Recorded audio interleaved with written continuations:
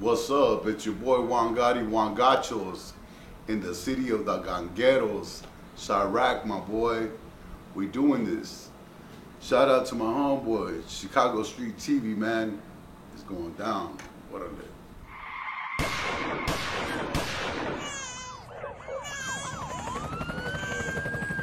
So what are your thoughts of Chicago so far?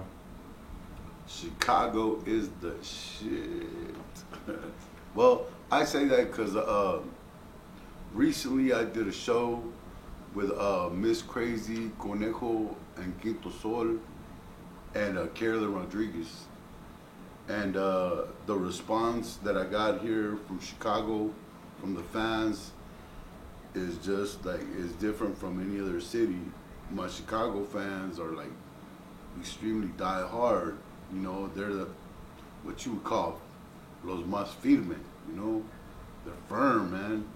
They support us, and they'll go to any distance, because I was asking my fans, what part of the city you from? And they were from everywhere, came to see me, you know? So me learning that somebody in Chicago loves me that much, that makes Chicago one of my favorite places, my G. You know what I'm saying? Así es la cosa. But I love Chi-Town, man. Every time that I've come here, ever since SPM did a show here back in the 2000s, it's just been like, the Raza just showed major love, man. That's where we got that. If you've never heard of a quote that SPM said, I got love for the Crips and Bloods and Latin Kings, that right here is from Chicago, bro. From how much love we had from the Raza, you know what I'm saying? When SPM got locked up, he was my roommate. We were renting a house from this dude named Donnie Burns over there in South Park.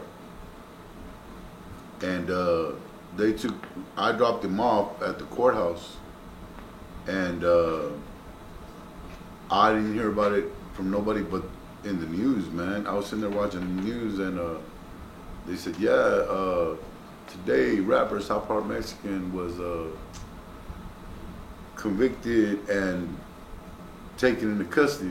That's when I was like, oh man. Total to convict Carlos Coy and sentence him to 45 years in prison. Coy did not show much emotion when the judge read his sentence. At one point, the rapper known as the South Park Mexican looked back at his family and mouthed, "It will be okay." Then it was. That was it, man. That was fun to do some time. So there's been a lot of theories out on the internet about SPM being in the Illuminati. Do you want to talk about what you think about that? Yeah, he's not in the Illuminati. He's in prison. It's true. In order to be in the Illuminati, you gotta be out here, dog. He was being funny one day, and he's like, man, when we get out, Juan, when I get out, we're gonna go on tour. And I was like, well, I'm too old to go on fucking tour, way. And he's like, well, fuck it, we'll call it the Senior Citizen Tour, way. So I was like, man, you crazy, bro. But when he gets out, he is gonna tour. One thing I know that he's, I don't think he's gonna want to be in Texas, because all that bullshit that happens in Texas. I hope he gets out of Texas and fucking paroles somewhere else, because the same motherfuckers that locked him up are still in office, and if they get mad, they can lock my homeboy back up, and that's not cool, you know? Right. Get the fuck out of there, man. So a lot of people out there don't know that SPM actually had his own video game. Do you want to let the fans and the audience know what this game was about? Yeah.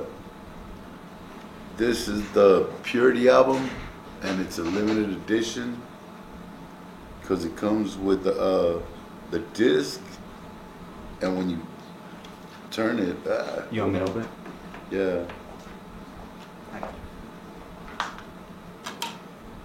Yeah, make sure it doesn't mess up. It comes with a game called the Dope Game. And this is the characters at the moment that were on the album. That was Little Papa from the Hillwood Hustlers. You got Major Riley. You have Lil G, Rashid. And it was our way to trying to stay involved with y'all, even through video games, you know, just to know that we're there with you even when you're enjoying yourself. Not just when you're jamming us, but also just, interact with y'all. I wasn't there for this because I was locked up, or I would have been, but I'm on track number... Where's Child of the Ghetto on here? It should be number 7. Number 7, Child of the Ghetto. The first song I ever did on Dope House Records. My very first shot ever to record on any album with SPM was the Purity album, Child of the Ghetto. Now, was this album limited edition because it wasn't signed to, it wasn't with Columbia at the moment? It was limited because it was just like, I don't know. He only made, no, well, it was limited because he only made so many with the game. Not all of them were with the game. You know? And once he got upstream and got with Universal, those CDs were turned into without the game and just the regular CD. You know how when corporate does it, they cut all the good shit. So did you ever play that video game? Oh no, I was never good at computers. It just wasn't, man. I would watch everybody. I'd be high, right? She played all the time. I just was no good. So you were talking about that you were locked up. Do you want to talk or describe about what it is that you did that got you locked up? Yeah, being stupid. Hell yeah, man. I did a bunch of shit. Like, I was an idiot, man. Straight the fuck up, I was an idiot. I'll tell you one time, man. It was me and my homeboy Fred. I like to be real creative with that nigga. I used to call him Durf. That's Fred backwards, just to fuck with him. Anyways, we were at this party, man, and we were drunk as fuck. We were fucking drunk, and they had these kegs in the back. And I don't know why I was petty like this, dog, because this is petty, nigga. I'm like stupid petty. My homeboy said, Fred said, hey, you know what? We're drunk. We can get some money for these kegs. They're full. I was like, you know what? You're right. All we got to do is push them out the window, go around the back, and then just walk off with the kegs. We're two drunk motherfuckers trying to carry 4 kegs. We couldn't carry 1 keg. The security is an old ass man, older than dirt, probably farted dust. And he busted us in the back trying to walk off with 1 keg. So he said, hey you, stand right there. So us drunk asses, we did. We just stood there. We could have hauled ass. We could have even been stupid and beat him up and got away. We were so drunk, we sat there and we laughed about it. That, we got caught, that's fucked up. We were cracking up, dog. Anyways, it was all the way funny with me and my homeboy. We laughed until we sobered up, and then we were doing like county time. I did 45 days for that shit. But, man, there's more bullshit that got me in, like, to the point, like, I stole cars, man. Dude, when I was fucking, like, 19, 20. Like, just a fucking, car thief from hell. Just because somebody taught me how. You know? Bro, I've been to prison for the stupidest shit you could think of, man. I promise you. So how did you get the name Juan Gotti? Oh, because of Carlos. Because, man, when I got out of the pen, I was 27. and I was real high strung, man. I had done 3 years. So I am fresh out, and Carlos got these homeboys that like to call him bitch. Nah, bitch. Fuck you, bitch. And to me, that bitch shit don't go, because I'm just got out, I'm fresh. I'm like, those are come on games. That's a fight, bro. You know? To me, somebody call me bitch, we're gonna fight, dog. Straight the fuck up. You don't do that. You know? Anyway, I didn't know Carlos had some homeboys that he was that cool with, that they all call each other bitch. Bitch, get the fuck out of here, ho. You know? And it was after the club one night, and one of his homeboys told him some shit like that. He said, he didn't tell him something like that, but he said something, fuck you, bitch. And Carlos just looked at him, laughed, and I was like, oh man, I ain't gonna let this dude call my homeboy no bitch. I'm gonna check his ass. Fuck that. So I started trying to check this nigga. Who you calling bitch? And then Carlos was like, hold up. John Gotti. Oh, Mr. Gangster over here. This is my friend, man. Me and him talk to each other like that. And I was like, I was upset that he called me John Gotti. So I was like, my name is not John, my name is Juan. And he says, all right, Juan Gotti. This is still my homeboy that I grew up with. And this bitch ass nigga called me bitch. And I was like, man, he taught me to calm myself down.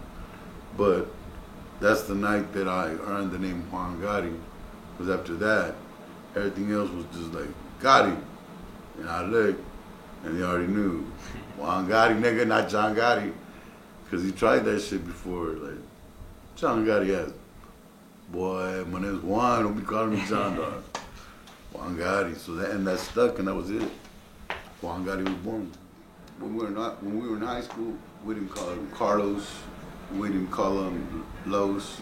We called him Coy. That was his nickname, Coy. Because Coy was fucking everybody's girlfriend, man. My homeboy, when we went to the same high school, we went to Milby. And back in the day, my boy used to wear SPM. This was his style. Because he came from a place called Hillwood. And in Hillwood were the black cowboys, man. You know what I'm saying? It wasn't you still had your dope dealers out there and shit, but it was mostly at that time, a bunch of farmland in that little development area. So you had a bunch of black cowboys. And Lowe's, being from there, was influenced, and he'd wear these python boots, but they were high water, you know what I'm saying? The Guess jeans. And then when he wasn't wearing, and a python belt with a polo. And I remember at that time, he had a blonde ducktail, man, a long one. I don't know if y'all know what that is. It's something old. It's when you cut your hair and you leave this one little tail, man. And my homeboy SPM had a blonde one. Yeah, in Chicago they call it a shag. I didn't know over there we call it a ducktail. Anyways, check it out. I'd always see him through the hallways, man. He wears red Louis Vuitton. He had red ballet shoes and a Louis Vuitton briefcase. He was always sporting that shit, man, but he was always skipping class. And I met him through my friend Mohammed, bro, which was friends from my homeboy, Billy Stout, from kindergarten. And one day, me, SPM, and Mohammed decided to go skip to another school, right? So, when we're skipping, they pick a school that you gotta shave your facial hair. Like there is no facial. We go to Milby, and in Milby, you can have a little peach fuzz, a little mustache, whatever, and it's okay, you know. They wanted to go to the South Houston Trojans, and over there, no facial hairs except for no students. So everybody got to shave. So I didn't know that. And they're both shaved, and I got my little goatee going on and shit, you know. So I'm like, fuck it. The bell rings, it's like second period, and we start walking through the hall like we know people and shit. And one of the teachers sees my fucking hairy ass, dog, and says, "Hey, come here." And right there, I panicked, man. As soon as I heard, "Hey, come here," and I looked, burnt off, boom, cut. Well, anyways, I got caught. I got expelled from my school. I had to go to an alternative school. But that's how I met SPM, man.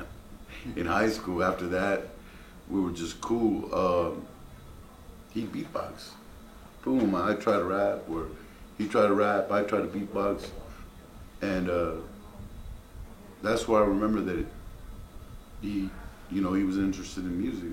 But it was nothing, because like we were just 18, man, 17, you know? So that idea of music never crossed my path. The idea of music never crossed my path until I got out of prison when I was 27. And by then, Los already had the Hillwood album out, and he was working on Hustle Town, and he was doing shows. And I ran across him again through Low G, and when I did, he was like, "Man, I didn't even know that SPM was Carlos Coy. I had no idea that was my homeboy that I knew. I had no idea." So that night, once we caught up a little bit, he's like, "Hey, Juan, can you help me out with my tables, packing them up and selling some CDs?" I was like, "Yeah, man, I ain't tripping, shit, you know." And shit, he did the show. After the show, we were kicking back, we were partying, and we were talking. He's like, "Damn, Juan, how you been? Where you been?" And I was like, "Man, I just got out of prison." And he's like, "Bro, why don't you change your life?" I was like, "Because, man, I don't know what else to do. I dropped out and shit." He's like, "I did too." And I was like, "But you got this." And he's like, "Man, you can do it too. If I can do it, you can do it too, bro." We used to beatbox and stupid shit, you know? I was like, "But I don't know how to write a rap or nothing." He's like, "Juan, if you give me 2 days, bro, 2 days, I will teach you how to write music and write. You be able to write rap. But give me 2 days." So for 2 days, I chilled at the dope house, man. And he'd come in the daytime, and we would write songs, and he'd explain line for line what the composition were of the song, what divides into what connecting compounds were, because I didn't even know what the fuck a compound was, or much less how to spell a fucking compound. He's talking about anonyms, like shit I had no idea, that I had never put into play, that this dude had already fucking was mastering, you know? And he taught me a bunch of examples for 2 days. So after those 2 days, man, I pretty much had an idea. And I started to try to write, man. And then on Thursday, they would have a freestyle circles, bro. And on Tuesdays, and it'd be Ike Man, Bing, Lil G, Rashid, Dimstris, Baby Bash, 24/7 Hustlers, Hillwood Hustlers, and I'd be there and I'd be listening to everybody go off wave. And they'd be flowing their ass off, and I'd be like, "God damn, that shit is fire, oh god damn." And then I'm like, and I'm supposed to rap, bro? I don't sound nothing like nobody, man. I don't speak good English, and I don't speak good Spanish. So I was like, "Man, what the fuck am I gonna do? Where do I belong in this shit, man?" You know? So I'm like, "Man," I told Los, "Man, I don't fit in here, bro. I ain't gotta sound like, I don't sound black, bro, and I don't sound good in Spanish either all the way, because I'm not raised like that." And he says, "Juan, well then that's who you are, bro. Why don't you do who you are?" And I was like, "Man," because I had heard Lil G rap, man, and Lil G did some good bilingual stuff, but Los felt I could just knock some shit out the park. So, man, I started practicing, and that's when I was telling you about. I got a job doing construction, and during lunch I would sit and write, practice writing, and I practiced for a long time, man. And I put those pieces together, and that practice song is called "Mira Lo Que Pasa." That's the first song I ever wrote, ever. And when I got a chance to record it, it's weird how I got a chance to record it. I'm gonna tell you about that too. Wait, check it out. All right, pause for just a second, and then we are back. Check it out, man. The weird thing about that song, "Mira Lo Que Pasa," this is how that shit happened.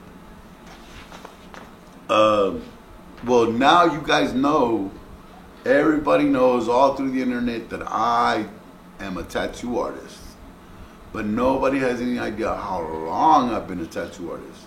Because I was a tattoo artist before I even got into rap. But this is how tattooing and Mira Lo Que Pasa came into play. Check it out. My homeboy Happy P had just come back and joined the Dope House a few months ago. And if you don't know who Happy P is, there's a cat called Master P. And he has a song called How You Do That There. And my homeboy Happy P made that song when he was 16 years old. Happy Okay? Perez. Happy Perez made that song when he was 16. They gave him a $1,000 check and he never seen nothing from it ever again. But he wasn't tripping because where there's smoke, there's fire, so he had plenty more. So, anyways, he decides to come fuck with Los and the Dope House. And at that time, I was at the Dope House, and he had just had his daughter, Amaya Sofia Perez.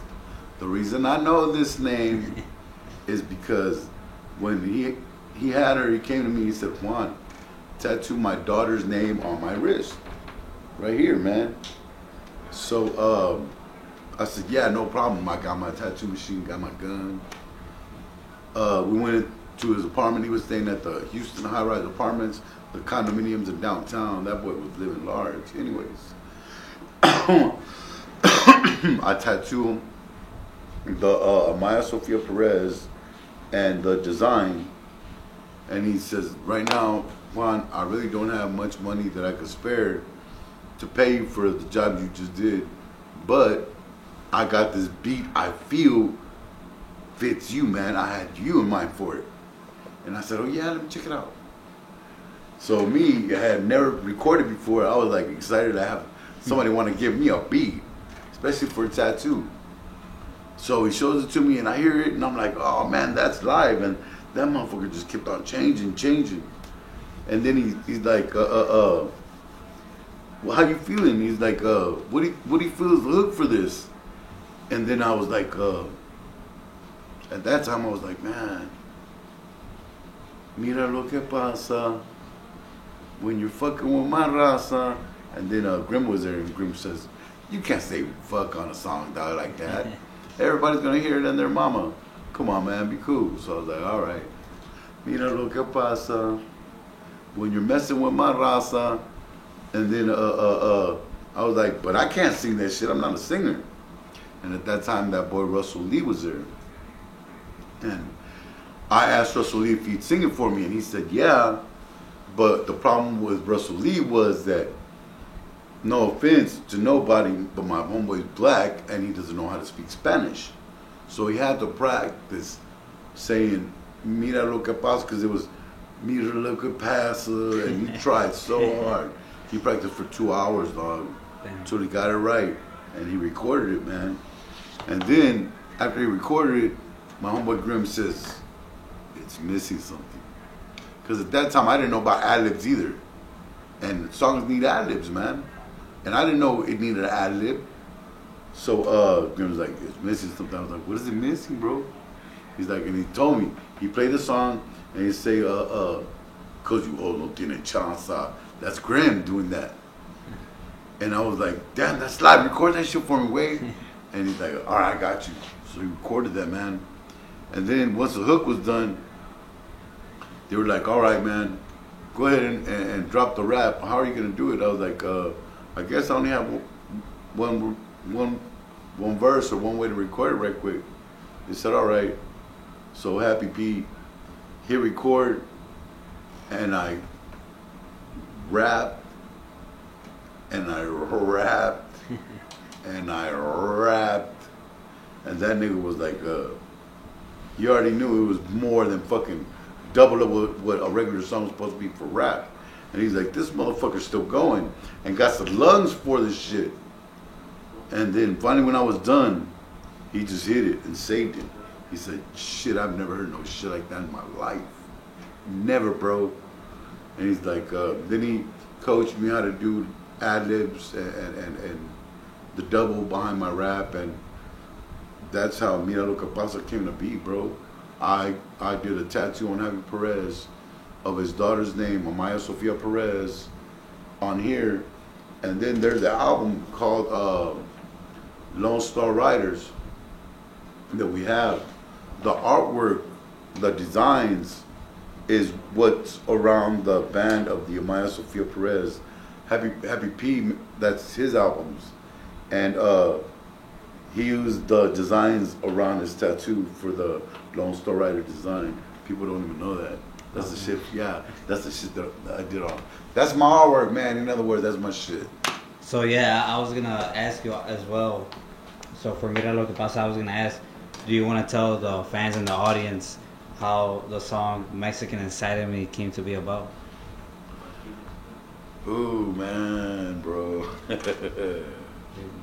Yeah, I don't mind, man. It's a crazy story, man. And man, that song, it's got to be one of my craziest songs, because the way that was all done was just crazy. Everything was just crazy, bro. My pops had just passed away the day before, and my homeboy Jose De Leon is the first dude to rap on the song Block of Rock on Hustle Town. And he's a real good friend of mine, and he's an engineer, and he was at the Dope House at that time, and he had a studio in the back. And after my dad passed away, man, I tripped really, really hard, bro. I went out and I bought a bunch of Xanax.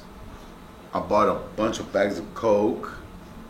I bought bottles of liquor. I bought beer. I bought other pills, man, to pop and anything to numb me, man, so I wouldn't feel the pain of losing my dad. And I said, you know what, man, I need to go record. I need to let this shit out. So I got my homeboy to roll with me up there, man. And he's got the second verse on there. His name is Rob B. And well, when I got up there, I was in the studio, and I just started partying. I started telling my homeboy I wanted this certain beat. The beat I wanted was from the movie Phantasm, the little ball. It goes. Anyways, I wanted that one, and my homeboy Brock goes, that sounds like Master P. Pass me the green, I need some weed with my Hennessy. And I said, bro, all I remember is telling him the last is that I don't give a damn about none of that. This is what I'm feeling right now, bro. That's the last thing I remember. And then that's it. I don't remember nothing else. I just remember waking up the next day. Didn't know I recorded a song or nothing. I was so upset. 2 weeks later, Block asked me, hey bro, what you gonna do with that song you recorded? You know, when you came and recorded last. And I said, what song, man? And he said, man, it sounds pretty badass. I was like, for real? He's like, yeah, come check it out. So I walk in the studio, I'm checking it out, and he plays it for me, man.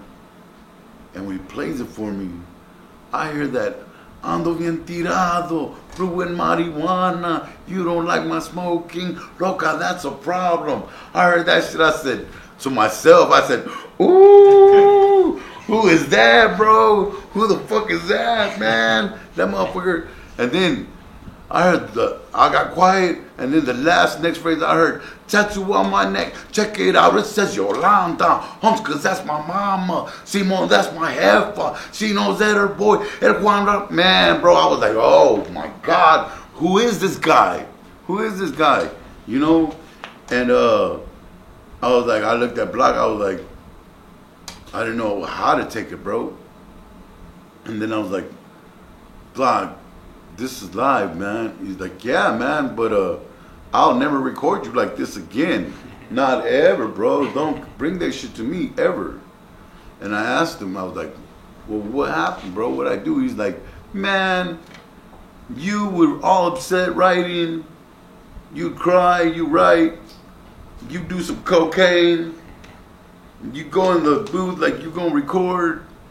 And you'd say a couple words, and then the cocaine would hit, and you get lockjawed, and then you got to come out here and chug a couple beers until you could talk, and then you feel the beer is too hard, so you did more cocaine to help you go record some more, and when you get it there, you say a couple more words, then you come out lockjawed again.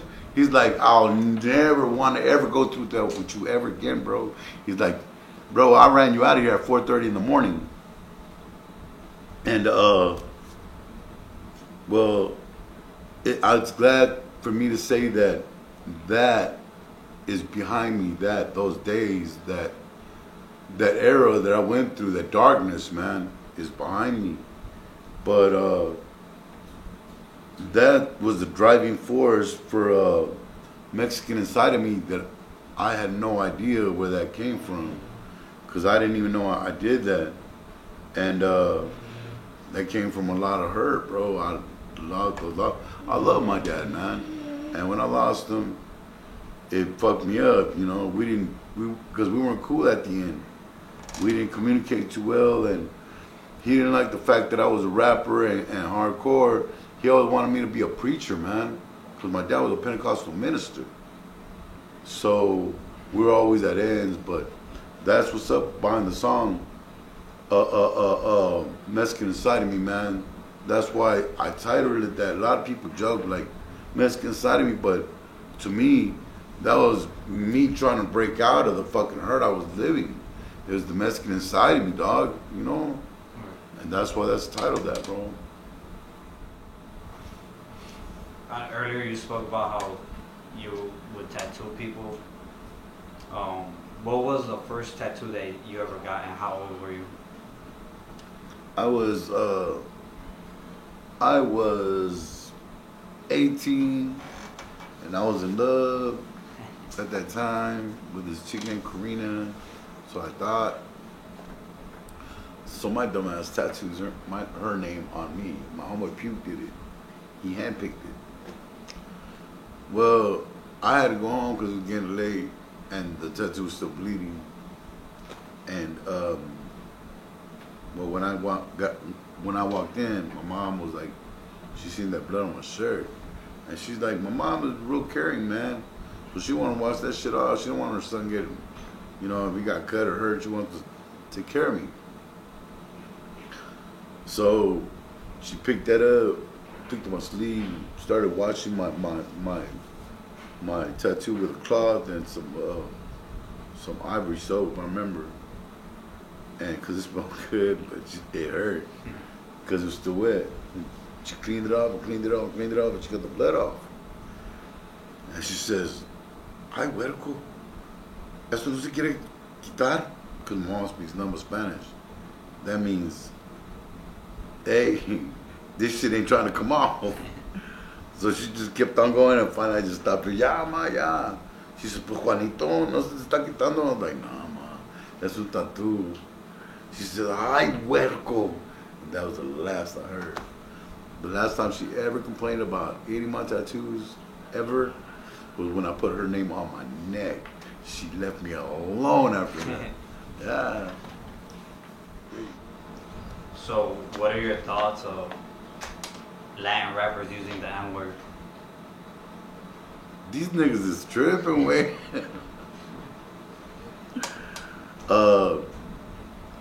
I don't know, man. We always said it because where I'm from, it was just natural. I'm raised around blacks. So to us, a nigga's a dude from the hood.